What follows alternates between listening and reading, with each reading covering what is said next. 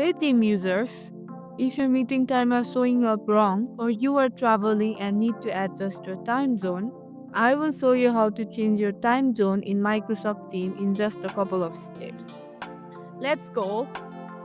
Quick head up.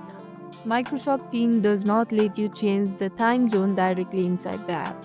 Instead, it uses the time zone set on your device, whether you are on Windows or Mac or web.